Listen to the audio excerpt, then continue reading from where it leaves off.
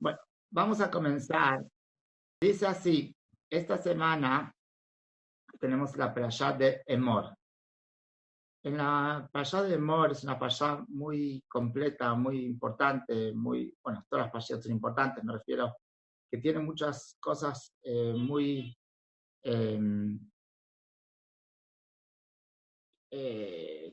tiene todas las festividades. En la parashá de Emor tenemos todas las festividades, entre otras mitzvot.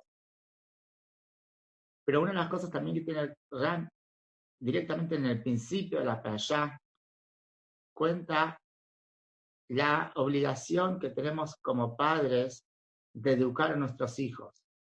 Aclaro que en la parashá, en la Torah no está muchas veces dicho esto, solo en 3 oportunidades, pero sí esta es una de las oportunidades donde nos enseña la Torah que tenemos que educar a nuestros hijos, en nuestra obligación.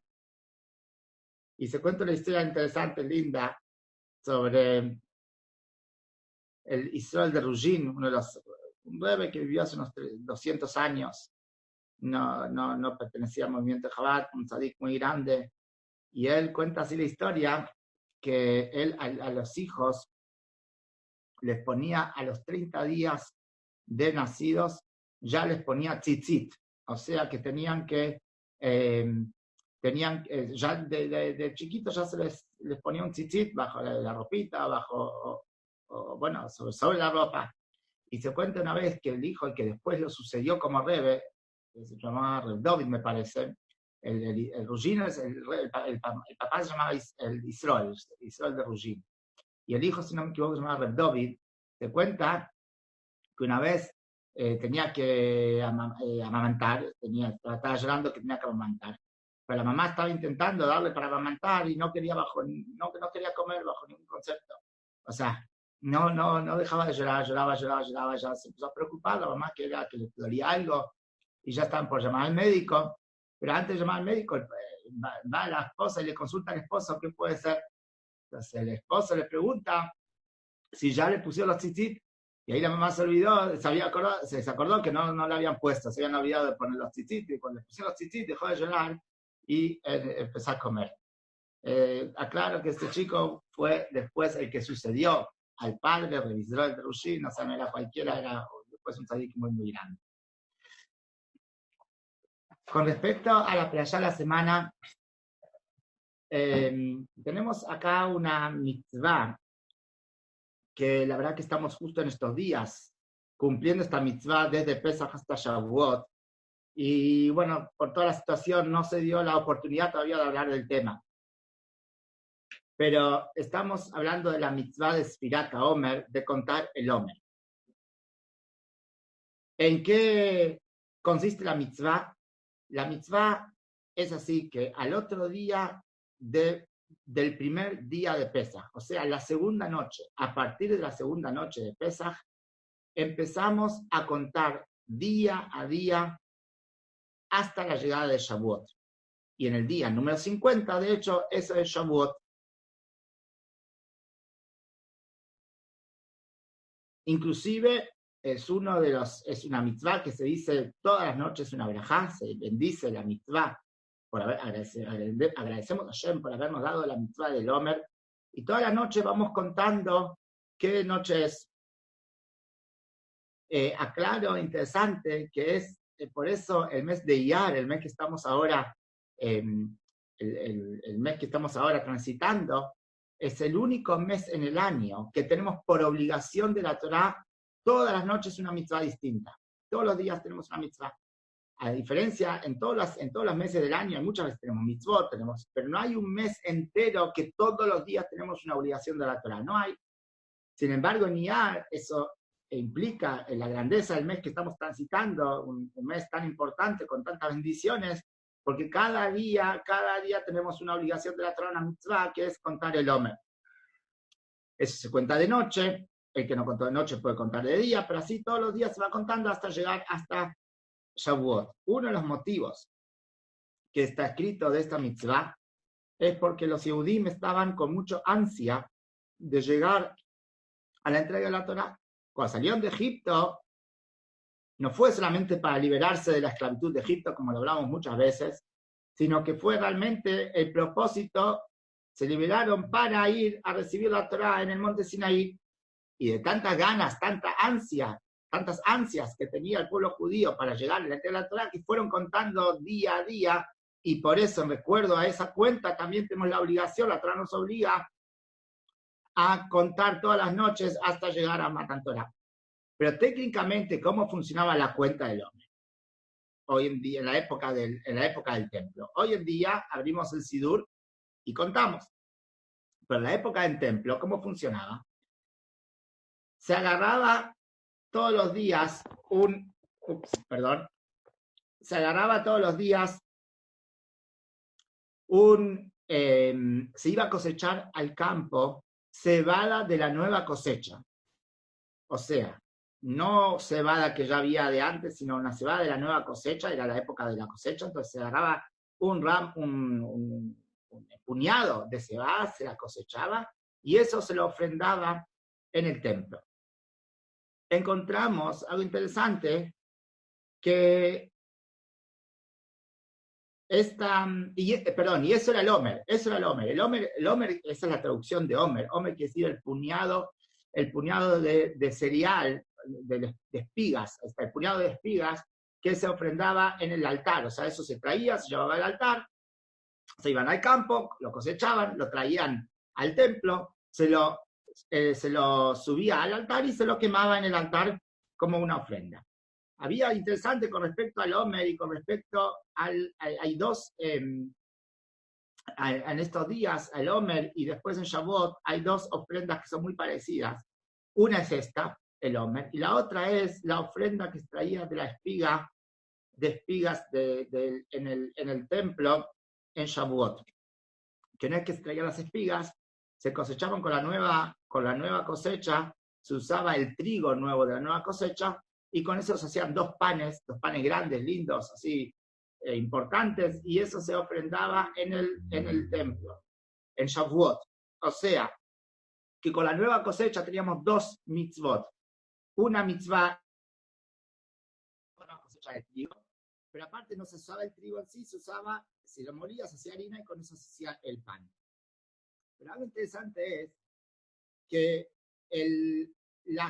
los Yehudim no tenían permitido comer de la nueva cosecha hasta que se ofrendaba el Omer en el templo. O sea, que podían, mientras tanto, cosechar, se podía hacer todo lo necesario en los campos, pero se podía recién usar la nueva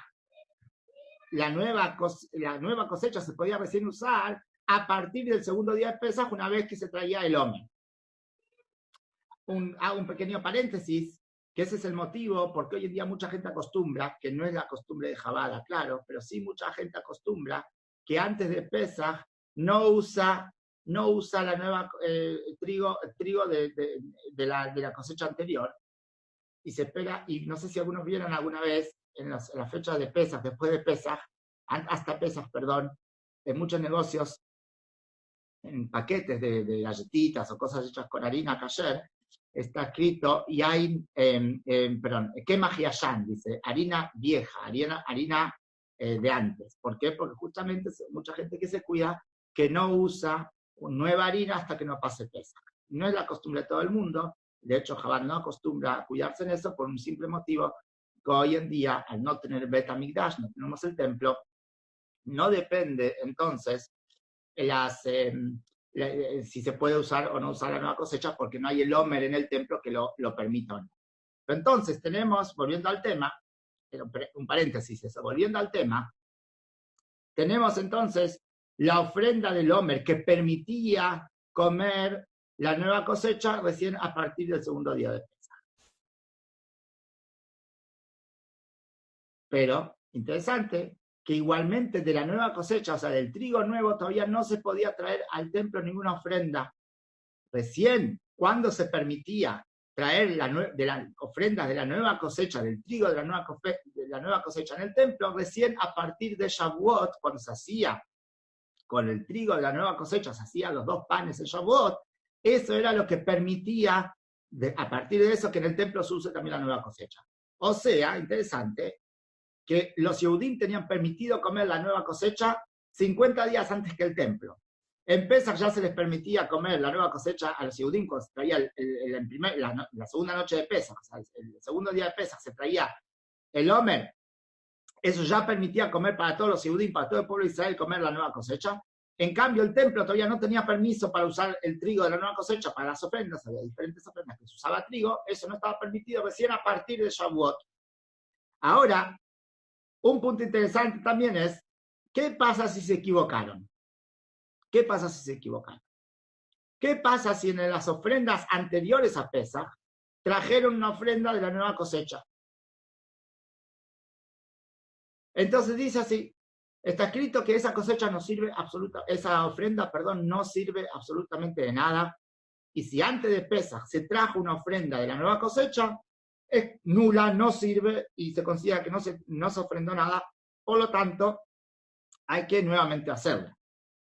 Sin embargo, ¿qué pasa? Si después de Pesach se trajo al templo una ofrenda de trigo, que todavía no está permitido usarla, pero sí se trajo, se confundieron, se hizo una ofrenda en el templo con la nueva ofrenda de trigo,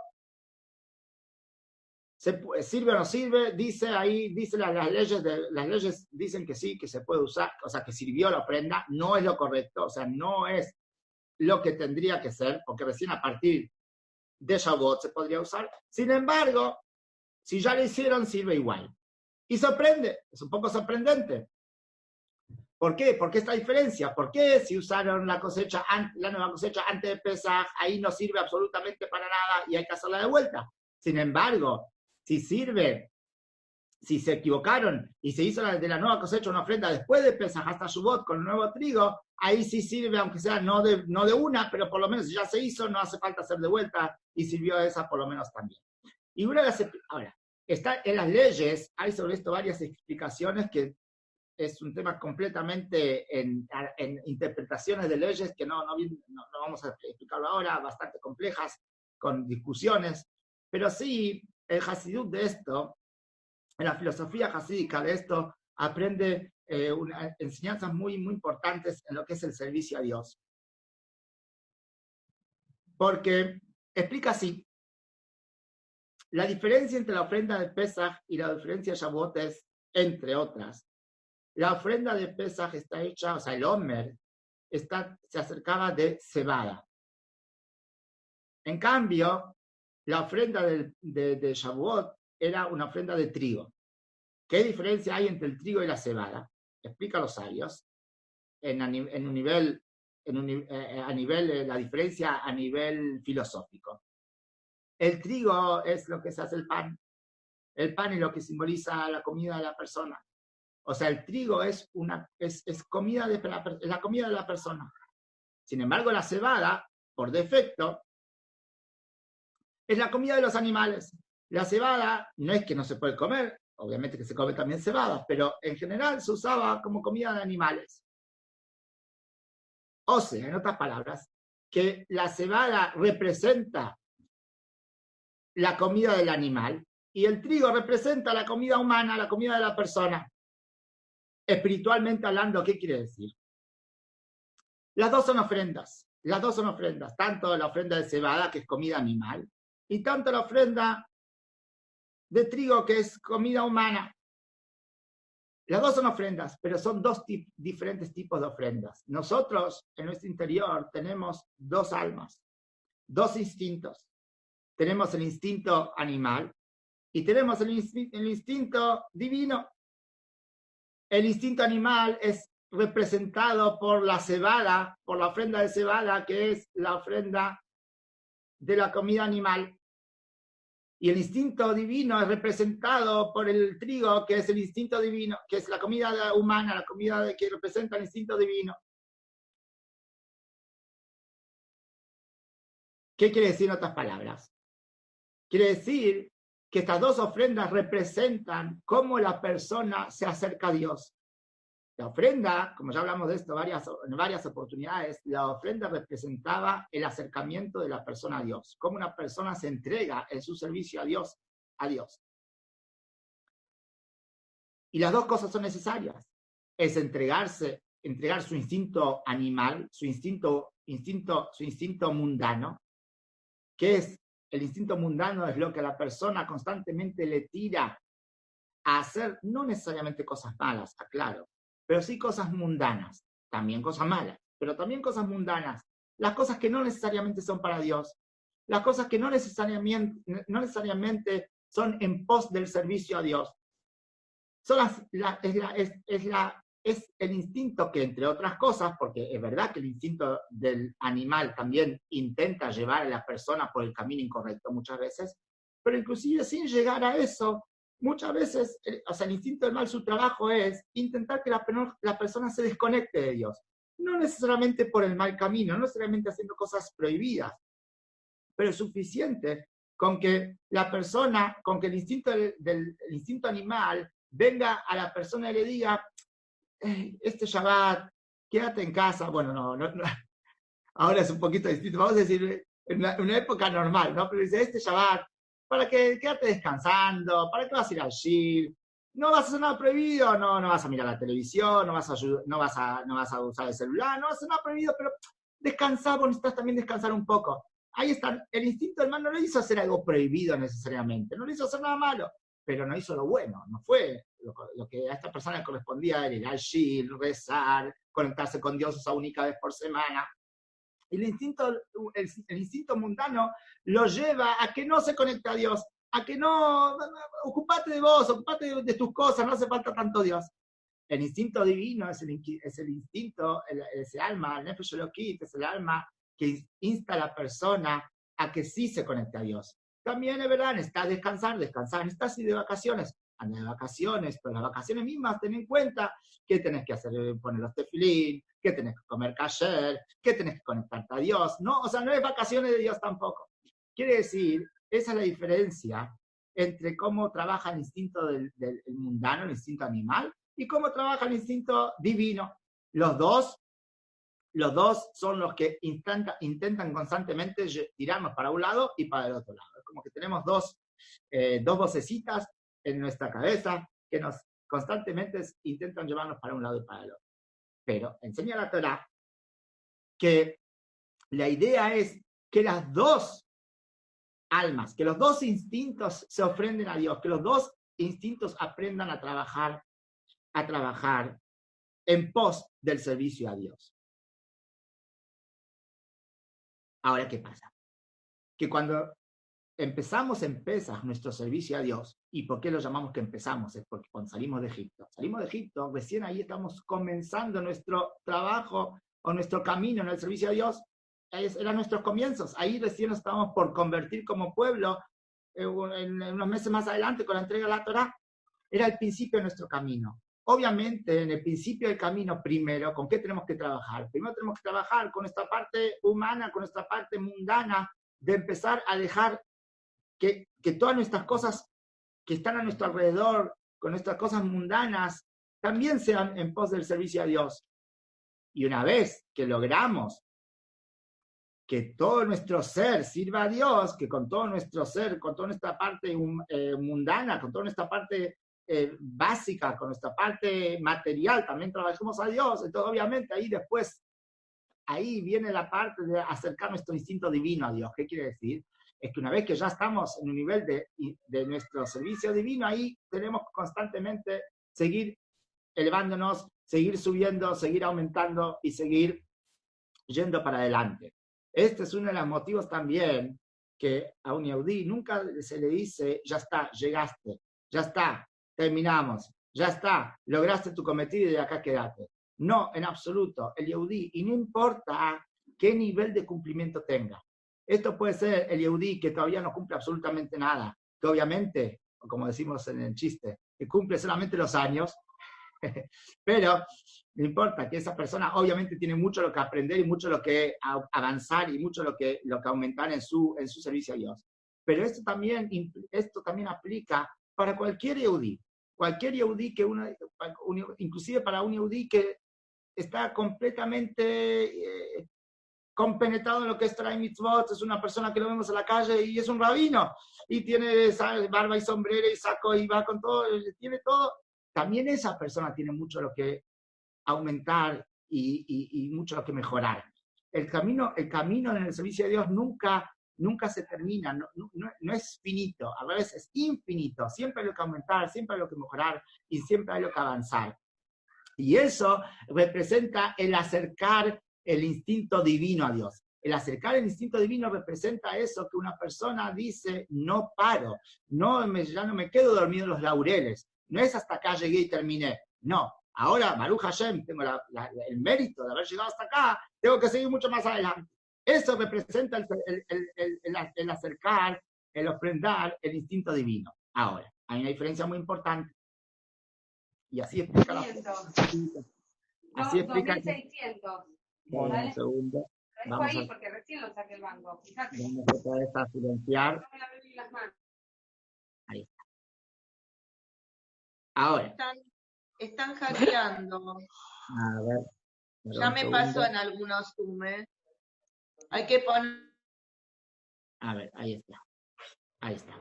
Bueno, entonces. Ahora, hay que tener algo muy claro. Cuando una persona está trabajando sobre sí mismo, cuando una persona está trabajando sobre sí mismo, pues cuando una persona está ofrendando ese instinto animal, ese instinto mundano, donde tiene que aprender a todo lo que, a servir a Dios con todo su material, con todo lo que implica la vida humana, ahí, si una persona utiliza una nueva cosecha, y esto vamos a la enseñanza filosófica, si ahí uno utiliza una nueva cosecha, o sea, un nuevo camino a Dios, una nueva manera de servir, ahí hay que tener mucho cuidado, porque como recién está en sus comienzos, está aprendiendo a servir a Dios, que cada uno siempre lo hacemos a nuestro nivel, claro, pero cuando una persona está en un comienzo, en un camino, ahí la persona no puede decir, bueno, hago algo nuevo que todavía hasta ahora no lo hacía, que todavía cada vez que tiene que hacer algo nuevo, tiene que realmente evaluarlo, e inclusive tiene que tener cuidado, si él decide solo qué es lo nuevo que él aplica, si realmente corresponde en el nivel que él está.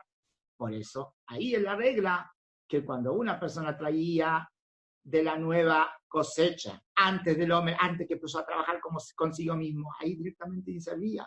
Porque una persona lo primero que tiene que hacer es empezar a servir a Dios, empezar a agarrar todo lo que él tiene con todo su ser, que esto implica también, como dijimos, el alma, el instinto animal, el instinto mundano, y también con eso tiene que servir a Dios. Pero si antes de Pesaj, todavía antes no empezó con el hombre, no había empezado a servir a Dios, ahí ya él tiene sus ideas, qué es el mejor camino, qué es lo que hacer, qué tiene que hacer, ahí no, ahí todavía no corresponde, ahí eso no sirve. Primero tiene que instruirse, tiene que empezar a servir a Dios, y ahí recién va a poder tener un poquito de conocimiento y decisión cuál es el camino correcto a hacer. Sin embargo, así sigue explicando la filosofía hasídica, cuando llega a Shavuot, que ahí es cuando representa donde la persona ya no solamente aprendió a servir a Dios con su instinto animal y mundano, que es lo común, sino que también aparte ya llegó a un cierto nivel donde ya empieza a subir de nivel en nivel en su servicio a Dios. Ahí realmente primero para decidir algo nuevo también tiene que estar en un nivel específico, también tiene que evaluar muy bien cómo van las cosas. Pero si en su camino a Dios decidió usar la cosecha nueva, aunque todavía no correspondía, pero decidió por alguna razón, por equivocación o por lo que sea, emprender algún tipo de camino nuevo en su servicio a Dios, ahí tal vez no es lo mejor, todavía no está en un nivel para decidir, pero ya es viable, ya no tiene que decir, bueno, no sirve de nada y empezamos de vuelta. Pero entonces, esto es la explicación a nivel filosófico de la diferencia de la ofrenda de cebada en Pesaj y la ofrenda de trigo en Shavuot. En palabras simples, lo que nos está enseñando el Hasidut con esta mitzvah es la importancia de tener una guía correcta en nuestro servicio a Dios. La importancia de no desviarse en esa guía que tomamos para el servicio a Dios. ¿Por qué? Porque hay muchas maneras de cómo servir a Dios. Y ya explicamos de esto en varias oportunidades. No toda persona sirve a Dios de la misma manera. Y estamos hablando todas maneras avaladas por la Torá, que quede claro. No estamos hablando de maneras que no son avaladas por la Torá. Estamos todas maneras avaladas por la Torá. Y como ya explicamos muchas veces, que ese es uno de los símbolos que la menorá representaba el servicio a Dios del pueblo judío. La menorá era para iluminar. Y si podemos pensar, podía la menorá tener una sola antorcha bien grande y se ilumina mucho. Y eso representa la luz divina en el pueblo judío. Sin embargo, la menorá no tenía un brazo, tenía 7 brazos, porque representan diferentes caminos en el servicio a Dios. Y todos avalados por la Torá.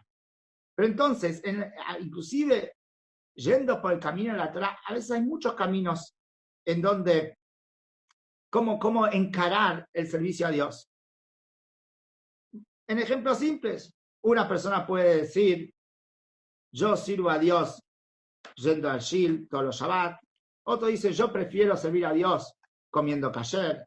Y otro dice, yo sirvo a Dios poniendo los tefilín todos los días. Y son todos caminos correctos y todos caminos que van e implican un avance en el servicio a Dios. Y de hecho, eso es lo que corresponde. En el servicio a Dios nunca decimos, bueno, yo hago esto y acá terminé. Eso no corresponde porque entonces estamos sirviendo a nuestros propios intereses, no estamos sirviendo a Dios. El servicio a Dios quiere decir que vamos siempre de a poco y siempre es un avance. Ahora, a veces nos puede demorar 70 años, bueno, no demore 70 años, pero siempre estamos en el camino, nunca llegamos a un punto, siempre estamos avanzando. Lo que sí, que mientras estamos avanzando, nosotros tenemos que tener cuidado de esa guía, ir con una guía correcta. ¿Qué quiere decir? Porque a veces uno dice, uy, yo escuché que el otro hace tal cosa, y el tercero hace tal otra. Dice, uy, tal vez yo tengo que cambiar algunas cosas y hacer tal cosa. No necesariamente, lo que para el otro es el camino correcto, para uno también es el camino correcto. Por eso, cuando uno está en esos comienzos, que siempre en algún punto estamos en nuestros comienzos, siempre es con una guía, siempre es cuidando de no desviarnos de lo que ya estamos haciendo, porque si no, Hasbe Shalom, puede pasar que por querer tomar un nuevo camino o empezar nuevas cosas sin querer, dejamos lo que ya estamos haciendo o infligimos lo que estamos haciendo que ahí no corresponde. Esta es una de las enseñanzas que nos enseña la Torá en esta semana. Y para terminar con algo bueno, como siempre, que se nos está terminando el tiempo, acá me avisa, es que es interesante, la Mishnah dice que mitzvah goredet mitzvah, que es como, una mitzvah es como un trencito. Cuando así como el trencito, no es que uno tira la locomotora, no tira solo la locomotora, automáticamente tira todos los vagones. Así también, una mitzvah, cuando uno hace una mitzvah, automáticamente esto implica que empieza a hacer otra y otra y otra y otra. Siempre, cuando uno tiene la locomotora en marcha y uno tiene el tren andando, también eso va tirando más vagones, más vagones. Cada mitzvah que uno aumenta, cada cosa buena que uno hace, eso automáticamente le genera aumentar siempre en otra mitzvah más y en hacer otra cosa buena más. Y eso es lo que pedimos a Hashem. Nosotros pedimos a Hashem todo el tiempo, tener una locomotora funcionando. ¿Qué quiere decir? Muchas veces puede pasar, la vía no está muy limpia, nos trabamos por acá, nos trabamos por allá. Muchas veces pasa que el semáforo se nos puso en rojo y no nos deja pasar. Pero la locomotora la tenemos prendida, la locomotora está funcionando y andando. Y eso, cuando estamos con esa locomotora funcionando y andando y en nuestro servicio a Dios, quiere decir que estamos constantemente en movimiento en nuestro servicio a Dios, entonces podemos estar tranquilos, que más allá que a veces nos trabemos, a veces una rueda, a veces, pero estamos en funcionamiento y estamos avanzando. Esa es nuestra tranquilidad. Y eso es parte de lo que nos enseña constantemente la Torá, tanto en la Torá escrita, como tanto la Torá oral. Y ni que hablar en la filosofía jasídica de la grandeza y del valor y de la importancia de estar constantemente en movimiento en nuestro servicio a Dios y nunca quedarnos dormidos. Y más importante tiene estos días donde estamos en muy poco movimiento físico, porque estamos en nuestras casas encerrados sin salir mucho, pero entonces cuánto más aún es necesario el movimiento espiritual para no quedarnos dormidos y no quedarnos estancados. Y que Besat Hashem así sea, que gracias a este movimiento constante que tenemos, logremos ya mismo llevar nuestra locomotora del pueblo judío todo entero hacia Israel con la venida del Mashiach.